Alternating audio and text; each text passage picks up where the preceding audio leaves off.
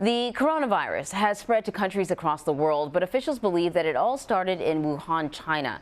It's believed that the virus may have originated from a market in the city where people can buy an assortment of wild game meat. And an article in the New York Times puts the spotlight on that market and others like it in China.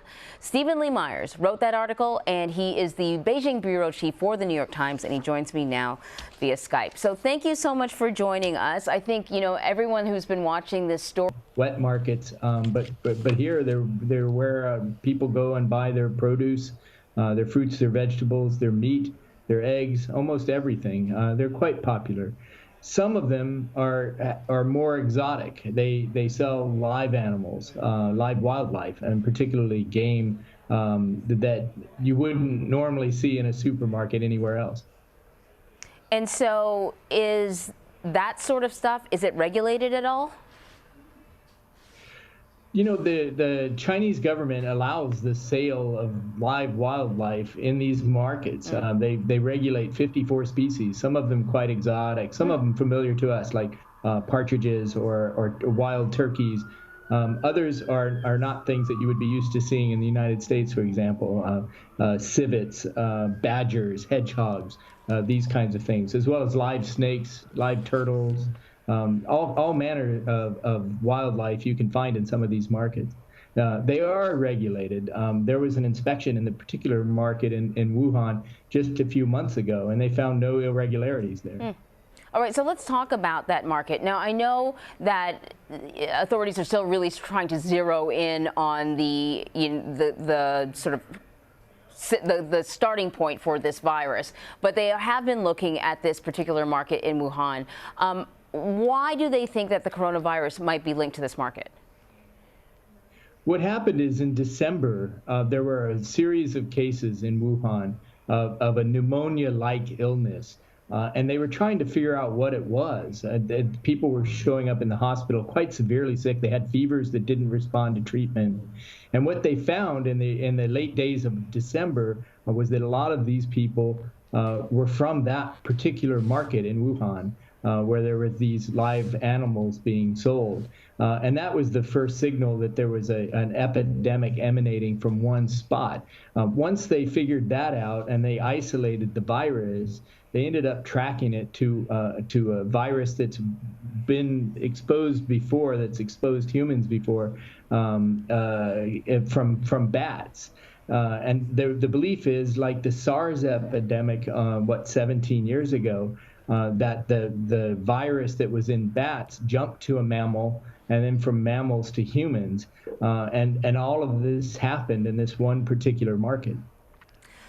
Okay, so then how have authorities sort of responded to this? We've seen video where it looked like the market was shut down and kind of cordoned off. Well, at first, I think the authorities in Wuhan weren't quite sure what they were facing, but once they realized that there were so many victims from one market, on New Year's Day, January 1st, they ordered that market shut down, and they sent in police and health workers, workers in hazmat suits who disinfected the market. They cleaned it up and everything, and then began to investigate the links that I just described. At that point, they still weren't quite sure what the link was, but since then they've established that the coronavirus did come from bats, and that it was most likely transmitted through some other animal that was sold there in the market. So the bat infects some other animal, somebody purchases that animal, and then it gets passed on to humans. We saw pictures there of the market completely shut down. At the end of the day, we're talking about small businesses. I'm sure they don't make a lot of money. We're talking about merchandise that, may spoil if you don't sell it quickly. Have you talked to any of the locals or any of the vendors about all of this? I've talked to vendors both there and in other parts of China, and the people who sell this kind of produce, the wildlife, are quite defensive about this. People really like this kind of game, wild meat, live particularly, that they can eat as fresh as possible. And a lot of them, I think, are somewhat in denial about the fact that it could have been the source. the fact is that the government, even after they shut that market, didn't do anything about the trade in wildlife. It was still allowed. It's still legal all over China. And it was only on Sunday this week that they announced that they were going to extend a suspension of all trade in wildlife in any market anywhere in China until they figure out what happened in this epidemic. So listen, you mentioned SARS, which was linked to markets like this.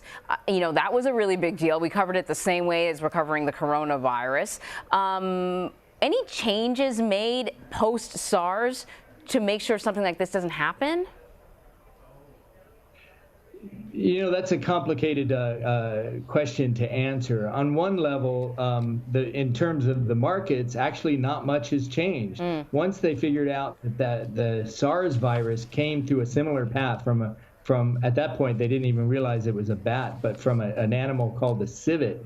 They shut the market or the trade down in civets, which is a kind of cat-like creature that's considered a delicacy by some people. And then after that crisis passed, the market resumed again. And this trade in wildlife, has continued for the last 17 years. In this case now, I think they're looking at